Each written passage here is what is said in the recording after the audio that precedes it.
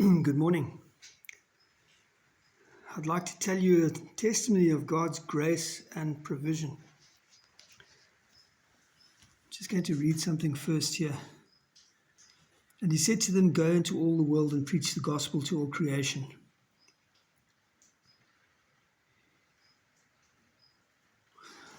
I won't read the rest of it. God called us to go to India about 30 years ago. It was in the early 1990s. And we were living in Pretoria. So we ended up going to India by bicycle. This is the map that we used, the original map. There's Pretoria there, and you can see the dark line that goes all the way up here, goes through Harare, right, then it crosses over Zimbabwe into Malawi, goes up. Anyway, and India's up there somewhere. So let me just tell you about how that happened. So the Lord called us to go to India, and we were living in Pretoria, and we were fellowshipping at a little church in Sunnyside. It was an Anglican church. Father Don Narroway, maybe some of you remember him, wonderful man of God, later on became the dean of the cathedral in Bloemfontein. Anyway, so we were living in Pretoria, and we were praying and seeking the Lord, and God had spoken to us, about going to India, and we really knew that this was what we had to do. But it was quite difficult because the one thing, we weren't part of any mission organization, and we really were very limited in our funding. As I said, we were going to an Anglican church. I'm not ordained. I haven't been to university. I've never trained theologically, although I do know the scriptures very well. But of course, there is no ways that we could have been sent out. So this is what happened. Every day, while we were living there, I would go up on those hills above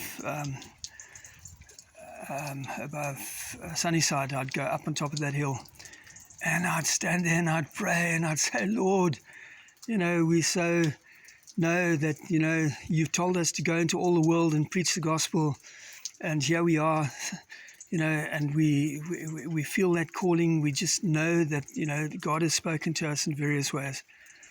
And it just seems so frustrating, So one morning, I'm up on there above, on those hills above Sunnyside, and I'm praying and I'm crying out to the Lord, "Lord, provide for us the funds that we need, to buy our air tickets and go as a family, my wife and our little son Eliel." And and as I'm thinking about it, I'm getting so frustrated, and I'm thinking, it's just crazy, in this world today, it's just so complicated to be obedient to the Lord, because we have to buy airplane tickets and all this type of thing. Whereas in the early times, in the early days of the early church, Jesus said to them, "Go into all the world and preach the gospel," and well, off they went. And they, Thomas went to India, my goodness. Later on, when we were in India, I met Christians that were part of the Mar Thoma church that was established by Thomas, and I was completely amazed, and then as I was on this hill above Sunnyside, I thought to myself, why is it so complicated? And then I remembered, some years before when I was doing evangelism near Cape Town, we had a caravan, and we were going, to various little towns, and we were in Muizenberg at that time. Later we went to Hermanus, and later on, we went into the interior, and I was going from door to door preaching the gospel. And anyway, one day we were in this caravan park, and these two cyclists arrived, with all their saddlebags and their bicycles, and I could see, I think they were Germans, and maybe other people in South Africa have seen this, because it's not an uncommon sight to see people cycling down, and I could see that these people, I never spoke to them, but I could see they'd cycled all the way from Europe, and now they were in Cape Town. They went right through Africa, and I looked at that and I thought to myself, my God, these people are willing, to cycle down from Europe all the way to Africa, and we hesitant to even, go to the next province, and I thought that's amazing, Anyway, so I remembered that, and then I thought about it, and I thought we could do that, maybe that's what God wants. Maybe we could, get some bicycles. We didn't have bicycles at the time. And we could cycle up Africa on our mission to India. And it was like a crazy idea. But I was very excited, and I just suddenly had a spirit of faith in my heart. And I thought, yes, why should we be limited? I remembered once years ago, Arthur Blessed, he was in South Africa, and he said, God called him to Africa, and he said, if God provides for him to go to Africa, then he will take an aeroplane. And if God provides for him to take a ship, then he will take a ship. And if God provides for him, if he doesn't have the money, then he'll get into a boat and he'll row to Africa, and I thought, and I looked at this man, Arthur Blessed, and I thought, no, he's dead serious about what he's saying. I mean, this guy carried a cross right through the Amazon jungle, from one side to the other. I'm not joking. You can go and check it out yourself. So there are such people that have done things, and over the ages, there's been many people that have gone. I've read all these missionary books, and I've read about Bruce Olson, and I've read about, Francis of Assisi, and I've read about, all the great missionaries. David Livingstone. I mean, he crossed over from the Indian Ocean, from the Atlantic to side of Africa, right across from Angola to Mozambique. And he didn't even have a map. He had no map. And he did that entire journey from ocean to ocean. So, very excited. I went down and I went over to where my wife was working at the Tantenmond Hospital in Pretoria. She was working as a nurse, a dental nurse, doing operations. So I crossed over there, and I went in there. I had to put these little boots on, like these little green things that go over your shoes. And I went up into the passageway, and I was standing outside the surgery, and I called somebody, and I said, could you just call Dorothea and tell her, that I want to talk to her. So they went and they called Dorothea, and she came out, and she was wearing her, her surgical things, and I just said to her, Dorothea, listen, what do you think? I was praying this morning, and I felt that God says, that we should just get ourselves bicycles and cycle to India. She looked at me and she said, yeah, that's a great idea. That's amazing. That's my wife. We've been through India, Africa, Spain, Europe, all over the place. And my wife has been the most incredible support. Anyways, maybe I think 2 days later, my heart was sinking, and I thought, oh my God, what am I saying here? This is like mad. How could we even consider to do something like that? So, and the one morning I was praying, and I was reading Oswald Chambers' book, My Utmost for His Highest. And I think I've got it here around here somewhere. But anyway, I think it was I don't know, sometimes toward the end of the year, maybe November, whatever, the reading was this. He said this very clearly. Some of you have probably read it before.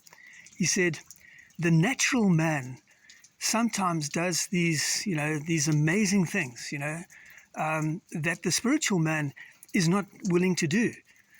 And as he said that, I suddenly realized that's exactly the thought that I had. That's exactly the thought that came to my mind, and so I was encouraged, but I was not so encouraged as to be completely confident about it, because I was wavering still, and I was thinking, oh my God, I mean, this is difficult. So I prayed and I said, Lord, all right, okay, if you have not provided by after Christmas time, let's say the 27th. I think I said the 27th, because I thought, let's get Christmas over with.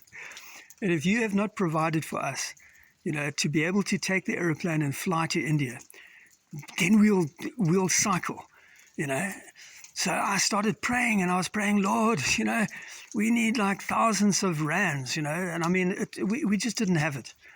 And the flat that we were in, we had actually given up our flat, and we were going to have to move out like by the end of the month anyway, end of December.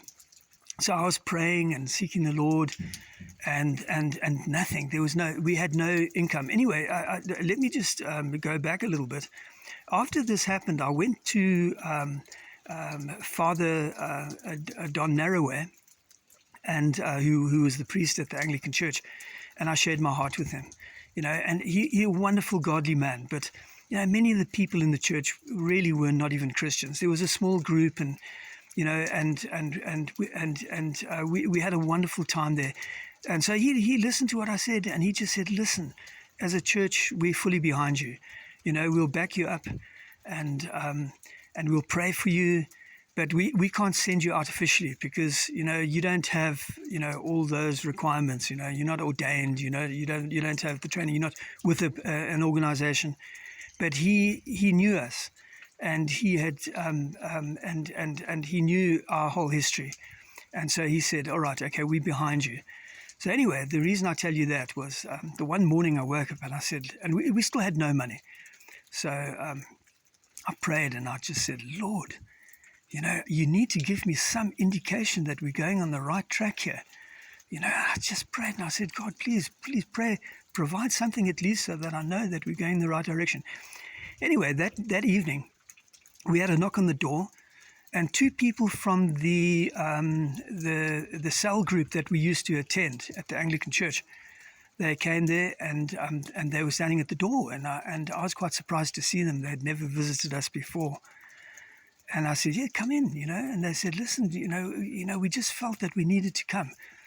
And I said, yes, well, what is it? And they said, well, we've been putting money aside, and, and we wanted to give you some money, and we were going to give it to you just before you leave. But we felt that we need to come and bring it to you today. And so they left an envelope, and off they went, and I opened up the envelope, and there were 2,000 rand. Okay, that doesn't sound like much now, but like in 92, I think it was. That was a considerable amount. It wasn't enough to pay our airfares, but it was some indication from us, from the Lord, because God had obviously put it on their hearts.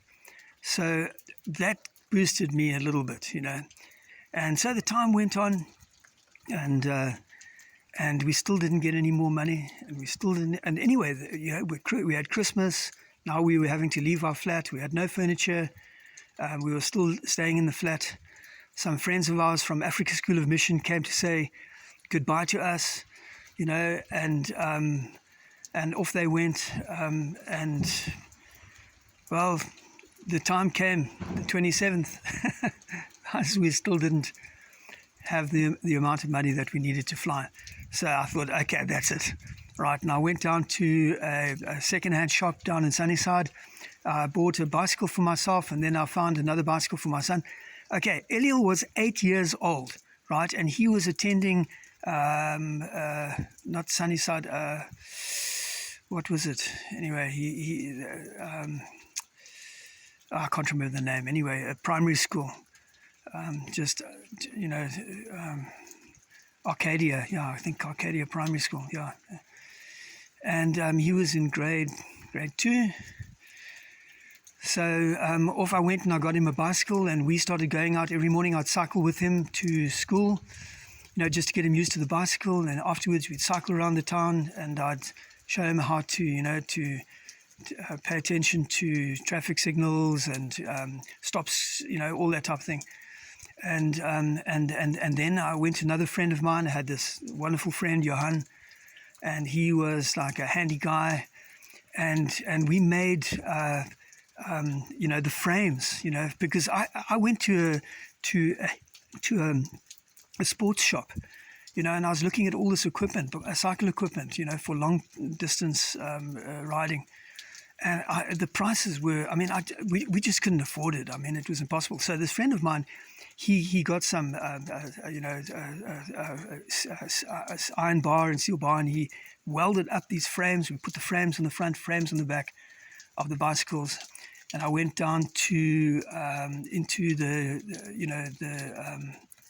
can't remember what it's called, but that I think the Indian area, there in Pretoria, and there are all these like Chinese shops and that, and bought these little rucksacks with satchels that you put on your back, and I cut the straps off and I sewed them together, right, and I sewed onto the bottom places where they could hold onto the frames, and voila, there we had saddlebags.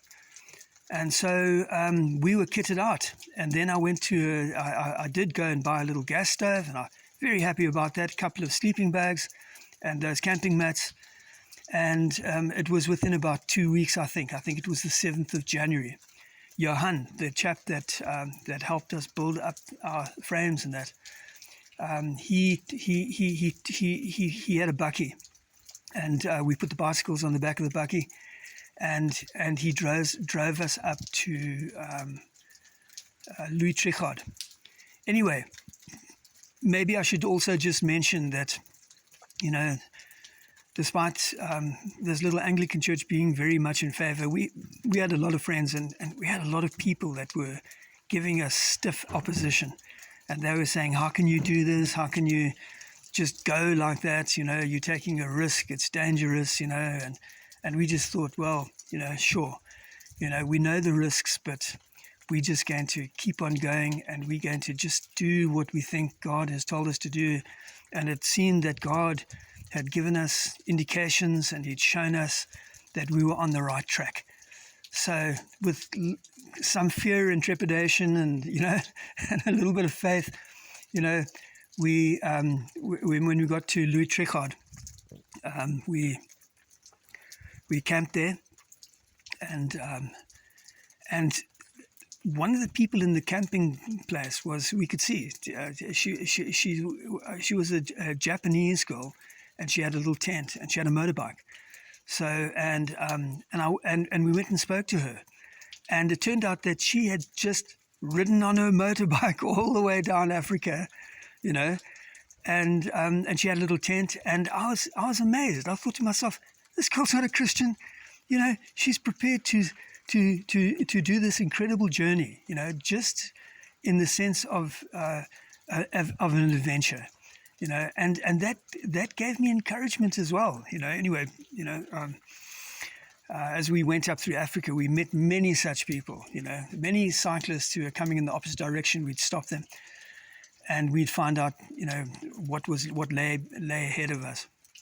So anyway, the next morning, Johan drove us up to on that mountain, the top of Louis Trichardt, right at the top. It was a misty day. It was cold, and maybe I think I'll add a photograph down, below here. You can see a photograph of us as we left, and I must say, it was, a little bit, scary, in a sense, but we knew that the Lord was with us. Anyway, the mist then blew away, and the sun came out. And on the other side of Louis Trichardt, I don't know if you know, but there's this incredibly long pass. It goes down maybe 30 kilometers, And I mean, we were on our bicycles and we just coasted down. It was absolutely incredible. And then we kept on going. And so our journey started. And so, so we went up. I'm going to go back to the map over here. So that was Pretoria, right? Louis Trichardt. So then we went through Messina into Zimbabwe, cycled all the way up through Zimbabwe, stopped at the Zimbabwe ruins, right through Mashonaland. In Harare, we had to get some visas for Tanzania. And let me say, I think that we were probably one of the first South Africans ever to get visas for Tanzania. That was one of the countries that, that had just recently opened up to South Africans, right? And so then we crossed over. Once we got the visas, we went right down to the east. And of course, when we get to the Mozambique border, it was impossible because there was a war going on there. So we caught a bus, and I've got some photographs of Eliel with the United Nations troops. And we crossed over into Malawi. Then it was the most amazing journey. I mean, it was just the most amazing journey. It's very flat, as pretty much flat. We were in Senga Bay, then up in Inkatha Bay. In Inkatha Bay, there was a young British nurse that we met that was cycling down to South Africa, and we were able to get a lot of information. I mean, listen, she was like, I think 28 years old. She'd cycled all the way down, and I'm just saying this, because this is something that we need to know as Christians. We need to rebuke ourselves. Because of our lack of faith, and our lack of trust in God. So then we carried up. We caught the ferry right from Inkatha Bay right up to the top. Where was it again? Past Livingston. Anyway, right up at the top. I can't remember what it was. I wrote it here. Then into Tanzania. Carried on all the way Dar es Salaam, right? Carried on cycling up as we got up here, right to Same. Stayed at Elephant Park there, and the next day, as we were cycling up, the sky was completely clear, and so there was just one little cloud in the sky. I remember thinking to myself, that must be like the little cloud that Elijah saw, when it was going to rain, and he came running along, with his loins girded up, and running past Ahab, and it rained, it poured with rain. Anyway, so it looked like a little cloud, but the next day the little cloud was there, and we were cycling, and as we were cycling, the cloud just didn't go away. And then all of a sudden I realized that's not a cloud. That's the snows of Mount Kilimanjaro, and it was just the most amazing thing as we cycled up, as we came up closer to Arusha, and Moshi, we were right there under the Kilimanjaro. And anyway, so then we carried on up,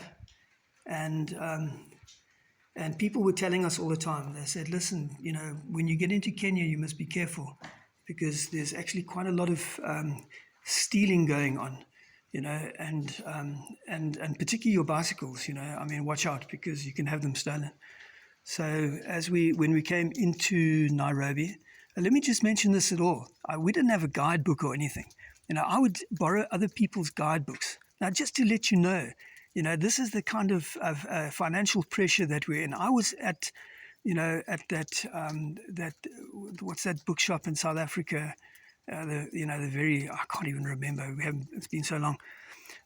One of these amazing bookshops, and I was looking at the Lonely Planet Guide, and I was thinking, oh my God, I wish I could just buy this so that we could have a guidebook. But maybe it's a lack of faith. I don't know, but you know, we just we we were so tight with our finances that I ended up just picking it up and like memorizing and taking notes, you know, in the shop. And then as we went up through Africa, every time I met a person coming, you know, I'd grab their guide and I'd read it, you know, and then I'd memorize and I'd try and remember where the places to stay is and where the campsites were and that type of thing. So when we arrived in Nairobi, you know, we were cycling and I knew in my head, I knew kind of where the campsite would be. And eventually we got there and it was like a backpacker's place and we put our bicycles, set up our tent. And anyway, the next morning, I got out of the tent and I got dressed and I went into town to phone my mom, you know, and to make some contact with our friends back in the SA. And when I came home, Dorothea said to me, "Have you noticed something?" And I said, "No, what is that?" And she said, "The bicycles are stolen." And it turned out, you know, now every night we would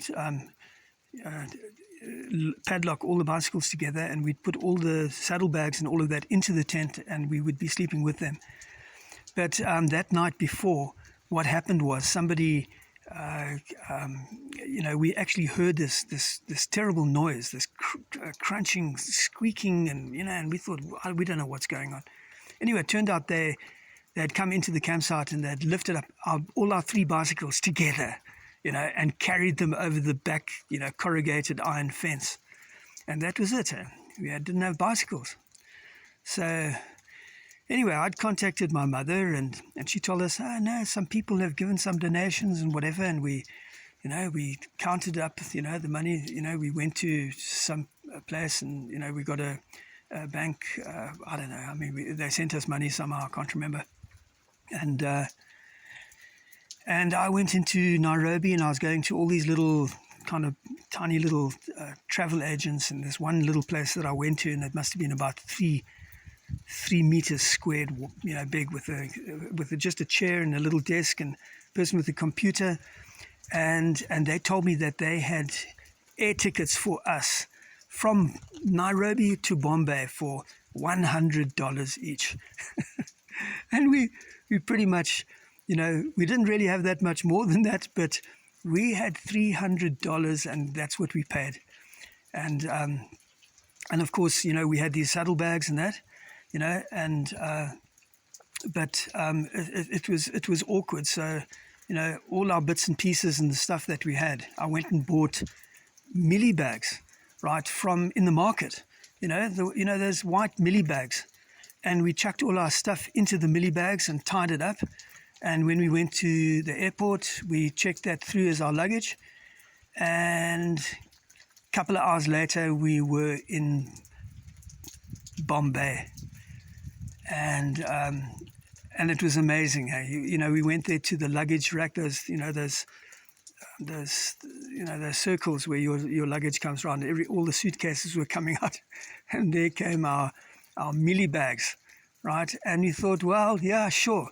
Yeah, we've got, you know, a pair of shorts and a T-shirt, you know, and we've got milli bags with a couple of things in them, and we've got enough money to catch the train to Bangalore. That's where we were going. And but we got you.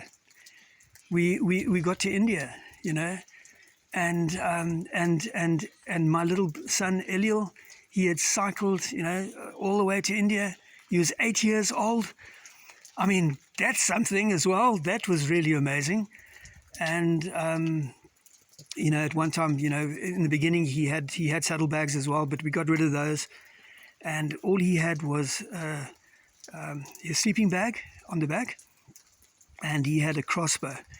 You know, not a, you know, like a toy crossbow, but yeah, quite an amazing little thing. And then tied onto the front of his bicycle, he had a troll. Do you remember those little ugly little things, you know, with the bulging eyes and the orange hair? Well, he had one of those tied on. Anyway, so at one time when we were going through the plains of Tanzania, we met a whole lot of Maasai warriors. They came out of the bush, and we stopped our bicycles, and we were surrounded by these Maasai. and they were looking at the bicycles, and they were, just praising Eliel, for, being so courageous that he could actually do this incredible journey. And also, I mean, they were quite fascinated with the little troll in the front of the bicycle. Anyway, so, yeah, that was our journey. And of course, there's many more things that I can say about it. But that's the journey that took us to India. And we lived in India for, in the entire time, that we were in India, it was about 10 years. Bangalore, then up to Varanasi, and then up into the Himalaya mountains, and in the Himalayas we were surrounded by, I don't know, it's the province is called Uttarakhand, and there were, 60, 70 million completely unreached Hindu people. And I can honestly say, because we lived there for 5 years, 4 or 5 years, there must have been maybe a handful, maybe 5 preachers of the gospel, including me, maybe 5 others, less than a handful, right, of people who were missionaries there, right, reaching out to 60 million people, and I say this because, we need to, as Christians and as missionaries, we need to have a vision to reach out to these unreached peoples, and that doesn't mean to say that it's always going to be easy. Sometimes it's difficult. And I can tell you what, when you go into India and Africa, I can tell you some other time, but there's malaria, there's sicknesses, there's difficulties, there's hardships. Sometimes you don't have money. Sometimes your finances dry up completely and you have nothing. And you think, my God, surely, if it was your will, for me to be here, everything would actually be working out like perfectly. But no, it's not like that. If you go and read the life of St. Paul, read 2 Corinthians chapter 11, all the things that Paul went through, and these are the things that we need to consider. The idea that we're always going to actually be flush with money and, have everything going easy, well, that's not true at all. And that's something that we need to take into account when we are, when we make that decision to go out, and I think it's something, that we can be encouraged that no matter what happens, the Lord is always with us. He takes us through the water. He takes us through the fire. He brings us to our destination, and he takes us through us. He takes us through it. So that's just to encourage you. Amen. Yeah, God bless you all. Goodbye.